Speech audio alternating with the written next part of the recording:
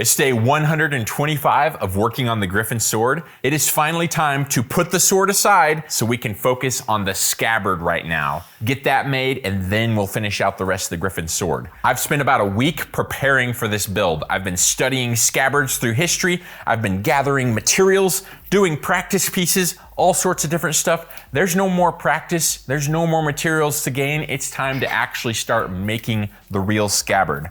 So right here on my sword, you'll notice there's all sorts of some kind of crazy thing going on. We got ropes hanging off of it. We've got duct tape and masking tape and pieces of wood all taped on here. So all this on the sword that you're seeing is me trying to figure out how I want the sword to hang on my side. This is my third ever sword, and this will be the first sword I've ever made that has a fully functional hanging scabbard with all the rigging and everything you need to actually wear it. So all this wood's taped on here to represent the weight of the scabbard, plus a little bit extra, because I noticed the more weight you had on the blade, the harder it was to hang at the angle I wanted. So I added a little extra weight on there just to make sure that it was all good. I also moved these ropes around in several different configurations and found what kind of hanging system that I wanted to do. So let me put this on and show you what I've come up with, and I think we're gonna do this on the real thing, only with leather and an actual scabbard and not just wood taped to the side of the sword. So we wrap this one around, hold that with your teeth, put this through this loop. Gotta get it all about the right height. Put that down now, and there we go, right there. I wanted to be able to design the scabbard to where I could just hang it off of a point right here and a point right here that was just hooked up to the throat of the scabbard. But this sword is so long and heavy that it just didn't sit very well. It didn't sit on the angle that I wanted. So I decided this sword is big enough that it needs to have some kind of a 3-point hanging system. So back here we've got another point that comes up to behind the belt, and that really holds it at the angle that you want. And you'll be able to adjust that on the final scabbard, and it adds a ton of security. It's a whole lot less floppy. Sits in place really nice. You can walk around very nicely. So I definitely think I want to do this 3-point hanging system because it just adds so much control and flexibility with how the sword hangs. And especially because this blade is so long, you can really get that nice angle that you're going for instead of the sword sitting there more like this. That's definitely not what I was going for. Now I need to get rid of all this tape and wood and rope and stuff off the blade so we can use the blade as a template to start laying out the scabbard on our piece of poplar wood. Well, that took me a lot longer to unwrap than I was planning, but it did take a long time to put all that tape on there and to get that rigging just where I wanted it. Oh, in case you forgot what it looks like, here is the Griffin sword in its current state. The blade has not been etched yet, but it has been left in coffee overnight so you can see the pattern. I love how this thing is looking. The last thing we did on the sword was we got all the gold inlays in and got the pieces hand sanded up to 320 grit. Before they're done though, I'll hand sand them at least to 1,000. I just wanted to stop on them right here at 320 so we don't have to worry about scratching anything as I make the scabbard for this sword. Step 1 of creating our scabbard, remove plastic wrapping from premium board. Made in the USA. Oh. Smells like wood. All right, now I'm not sure what I need to do. That's as far as my planning and preparation went right there. That only took a week to figure that out. All right, I'll see you in a week and we'll figure out what step 2 is. I think we just start laying things on other things.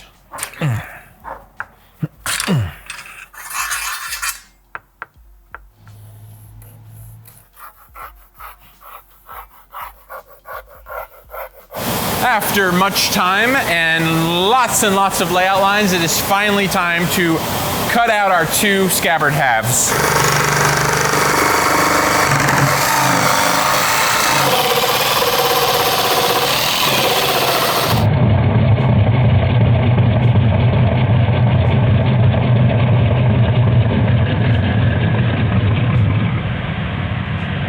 Pull this way out here. Got plenty of clearance and turn it on. Ah! Oh, I do not need that. Yeah, I don't think we need the lubrication for wood.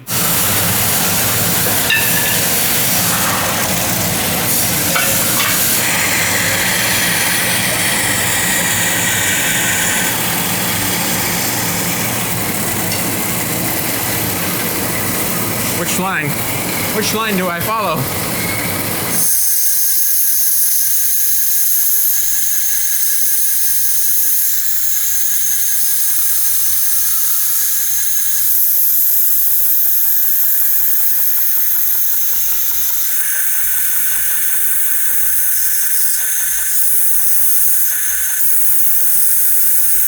So I've got our piece profiled. I cleaned up the profile on the 2x72 grinder. Now you may notice this one here is just still a big old rectangle. I'm not planning on profiling this one until after we have fit our sword. We've cut out the groove in both pieces for the sword and we fit it in there. And then I'll use the sword to align both pieces. And then using the one that I've profiled, I'll trace around and grind around the second one using the first piece as a template. The next thing I need to do is actually start working on the cutouts for the sword. We need to make some long skinny grooves on both pieces that will fit the sword blade and be able to fit one layer of the wool lining on each half as well. So we have to make it a little bit bigger than what just the sword blade would fit. To the grinder.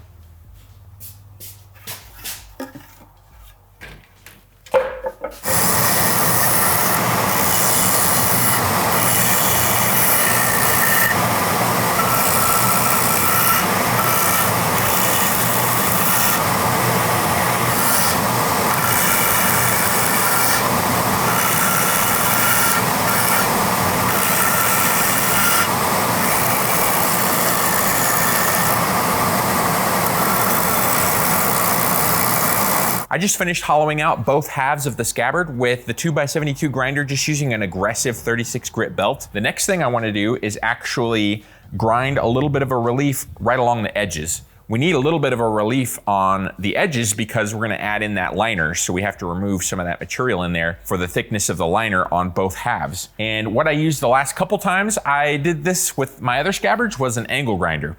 Only last time I didn't have these nice flap disc wheels. I just had like a stone or something and it kind of just burned the wood away. Well, this time I've got these nice 80 grit flap disc wheels. So I'm gonna clamp this up and start removing that material right up to my line.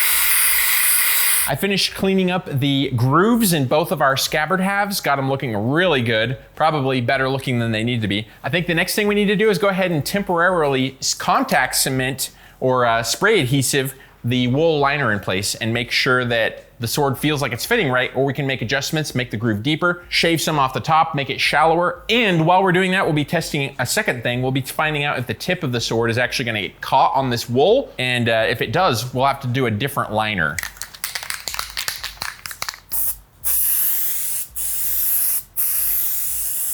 With some of the research I've done, I've seen that historically they would sometimes use wool as lining inside of scabbards. The previous sword, the velvet, worked amazingly well for the liner, but I was thinking it'd be cool to do something that was a little bit more historic, and it's like a natural material instead of that synthetic in there. So I thought it'd be cool if I could do it, but something I'm noticing with this wool is it's got a lot of squish to it, and I'm really worried that the tip will dig in and just start peeling and ripping into it, and just that probably wouldn't work at all.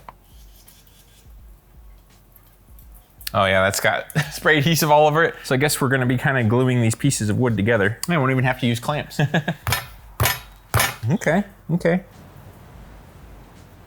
Feels pretty good. I think maybe a little tight. My first sword fit very tight and that was bad, and it actually scratched the blade at one point and I had to refinish it and try to loosen the scabbard up by putting a form in the scabbard that I made that was the same size as the blade, only slightly thicker, and shoving it in there really hard. Don't want to go through all that again. My second one was good, but I think I want it even looser, because something I never really took into account is like the wood soaking up moisture and humidity and stuff could expand and then make it fit tight. I mean, it feels pretty stinking good like that. So that feels pretty good. Now let's do the test and see whether or not we can actually put the sword in and out of this without peeling up all the wool. I'm gonna probably want to do this several times and just see if it's gonna even work. If it gets, if I'm putting it in there carefully every time and it just gets caught once, I mean, that won't work.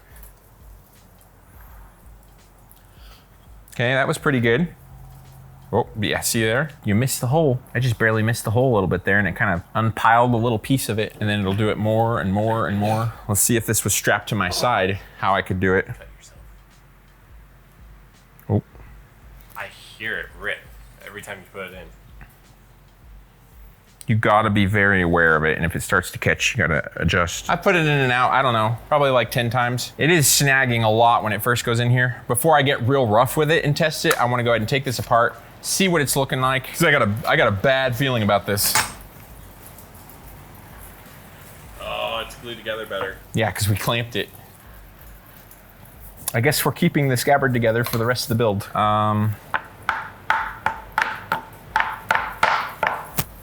Didn't stick that much, did it?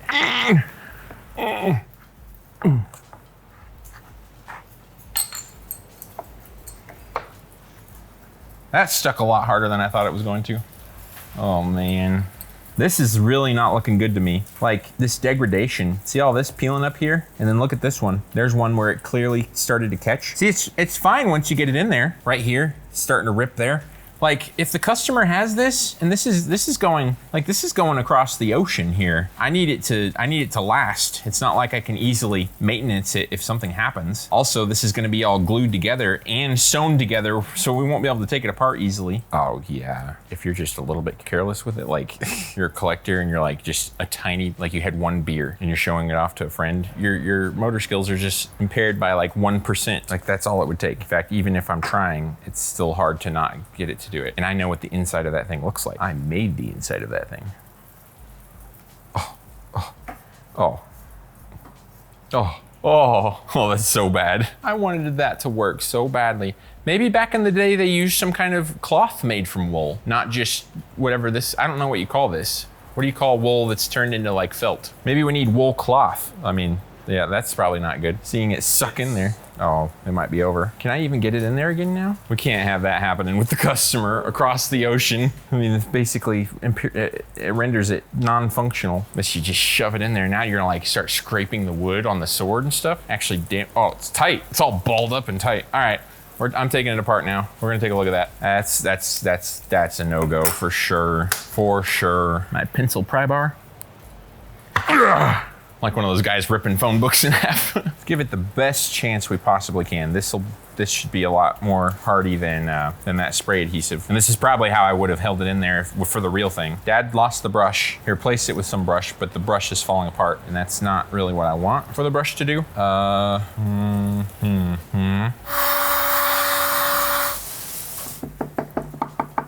See, the problem is you just barely start to bring some up and then you feel it and you stop and then try to go around it, you know, or readjust it, but it's already too late. It's already brought up. It's just gonna keep digging out and getting worse, I think. I think what would happen is you just end up with spots that are all shredded like this. It's not any good. Look at that. I mean, we've torn all the way through the surface layer of it, and the only thing that's left is the little bit that's soaked with glue. So if we soaked the whole thing with glue all the way through, this board really looks like all your kids were like sick in the middle of winter, and you had all your kids blowing their nose on this board, and then you let it dry out a little bit, and then you took a spatula and just smeared it around. Ugh, it's even as sticky as I imagine that would be. Ugh. All right, here we go. Plop that on right there. Oh yeah, that feels really soft. Maybe add a little contact.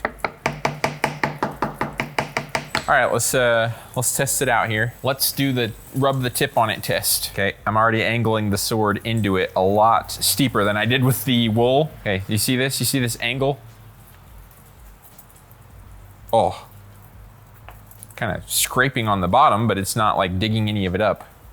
Okay, I'm applying downwards force. I'm holding the blade up at a like 5-10 degree angle. The tip doesn't get caught at all. See that? It's not pulling up any of it. Yep, I'm glad I did that because I feel very reassured now. I wanted that wool to work so badly, but it's just not gonna work. Let me know what other wool products are out there, and if you have like a suggestion, maybe for my 4th sword. I probably won't be able to do it on this one, but maybe next time. Oh, yep, that's definitely the way we wanna go. Woo! Yeah, that sticks really well. It's day 127 of working on the Griffin sword. I just got done putting some new test lining on the inside of our scabbard here. So what I've got here is some really nice velvet. This specifically comes from Joann's. The Joann's near where I live happens to be going out of business, so thankfully they had some available. Something that makes this velvet so nice is the backer. It has this reinforced backer on it, and it's also extra thick. It's very soft, and I think that that thick pile, kind of like a thick pile on a carpet, should allow more dirt and debris and stuff to go down in the velvet instead of scraping against the blade when you're putting it in and out of the scabbard. And we can go ahead and see how the sword fits. Because right now we need to make sure that the pocket in the scabbard is cut away to the proper depth. I don't want the sword to fit too tight, and I don't want it to be too loose.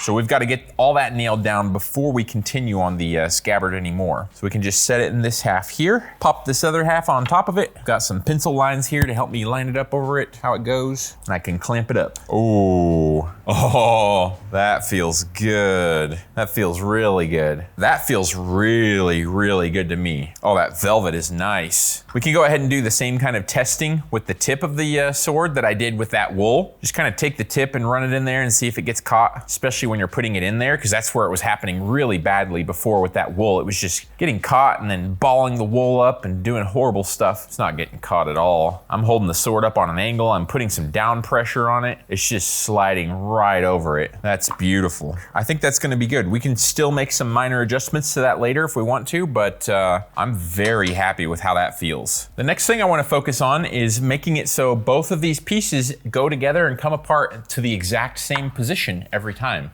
So just like I do on my frame-handled buoys and stuff like that, I'm gonna add in some lineup pins. I've already taken the liberty of adding a couple little spots where we can drill out some holes in this scabbard half, and we'll put the two pieces together how they go, and then drill those holes, transfer those holes down into the second half, and we'll be able to put some little pins in there, and then the pieces will pin together and go back to the same spot and come apart exactly the same every time. So let's go ahead and drill in our 6 2/32 inch diameter holes in this scabbard half.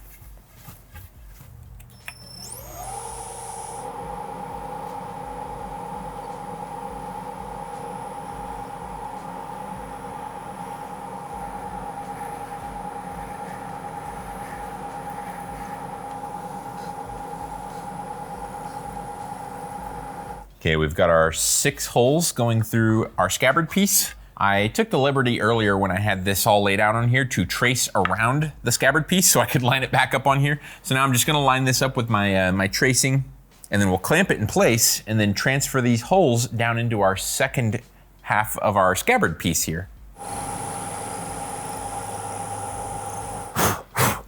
Okay, now we unscrew it. Okay, looks pretty good. Now I need some lineup pinnage.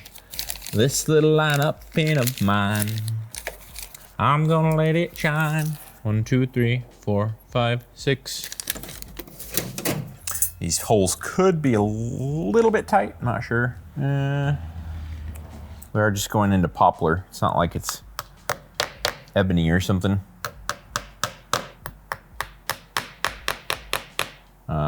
Hello? I can't tell if I bottomed out on the hole or if I'm shoving it into the wood deeper.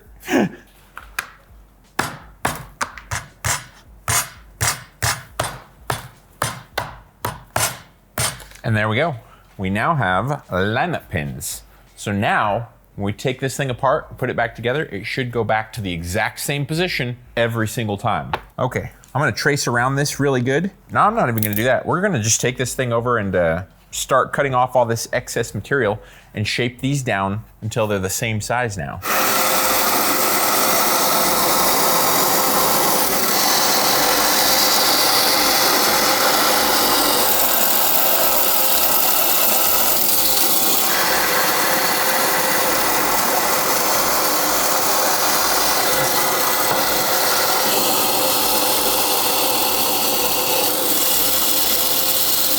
Ugh.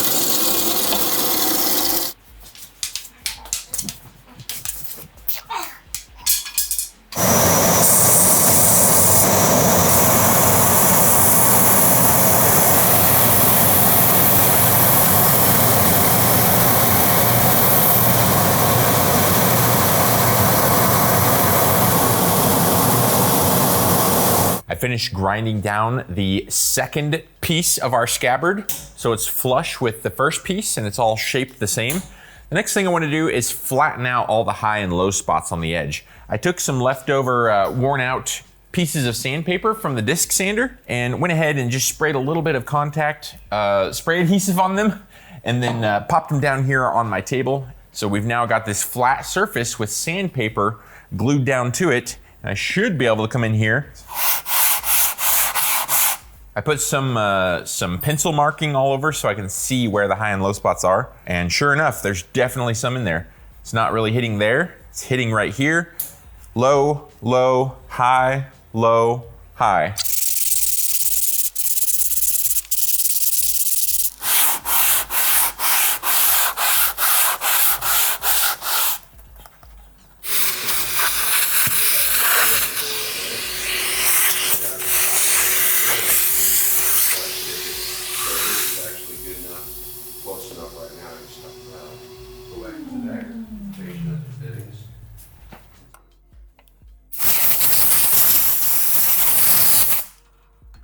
So you can trace on one side, flip this over, and then match it up to the pencil line and see where there's areas you need to remove. So I need to take off a little bit right here, and then we can trace on it again until I get it to where I'm happy with how symmetrical the two sides are.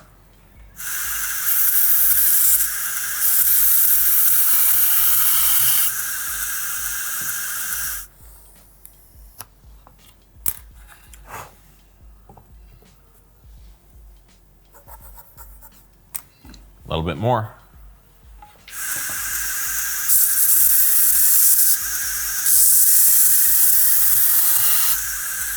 That's close enough for me right there. That's very, very close. So 4th time's the charm.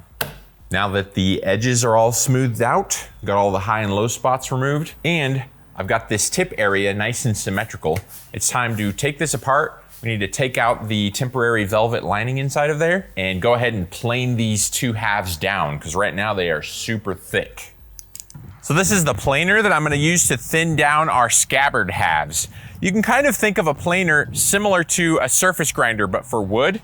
And instead of having a table that moves under the wheel, the planer has a couple of rollers. So you just stick your wood in there, the rollers grab the wood and they push it through the planer. And inside the planer is a blade. It's about this big and it goes across the entire width of the planer in here, and it's sharpened on one side and it's spinning really fast and it just shaves off that wood as the rollers pull it through.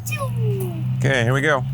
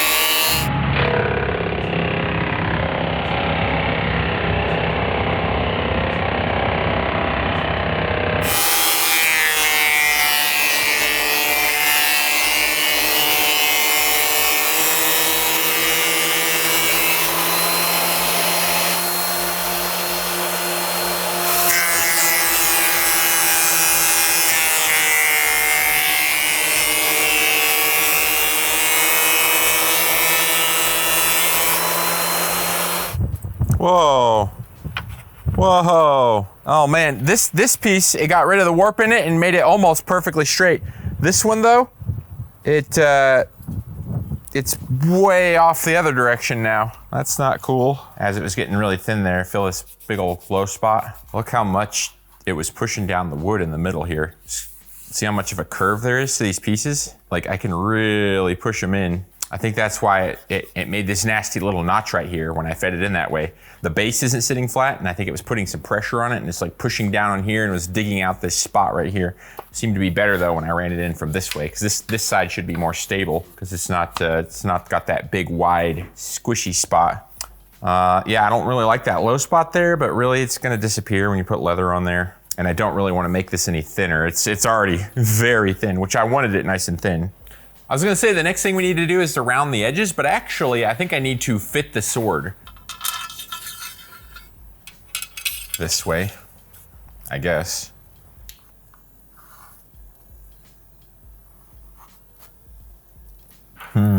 Yeah, thought this was gonna be a little problem. For some reason I was thinking there was a flat spot in front of the guard wide enough for the scabbard, but it's not. This portion of the quillion tapers, it's flat through here, and then we got a little taper again.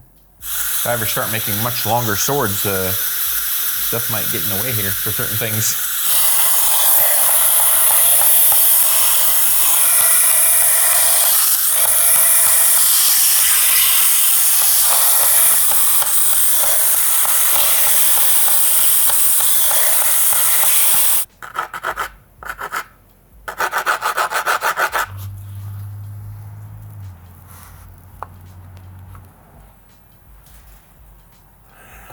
Okay, I think I'm calling it there. I'm very happy with how the sword fits into the scabbard. The next thing we can do is take this over to the grinder and start rounding all these corners, because right now our scabbard is kind of a rectangle shape.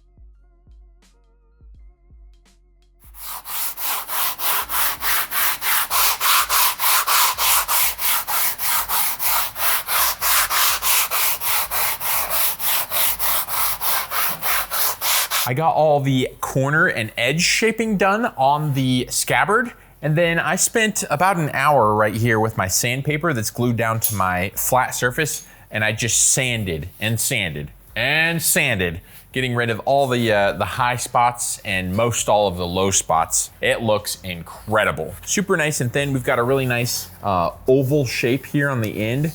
I like it a lot. The sides kind of have a little curve to them. The edges are rounded over nicely. I think one of the next things we need to do is make the Damascus for the throat and tip of the scabbard. Then we can shape it to fit onto the scabbard and continue working on the scabbard and the throat and tip pieces together. Real quick, I want to tell you about a sweet little knife course that we're releasing right now for 70% off. We're gonna make an awesome ladder pattern Damascus blade for this hunting knife. The handle is gonna be sculpted to just lock right into your hand and feel extremely comfortable.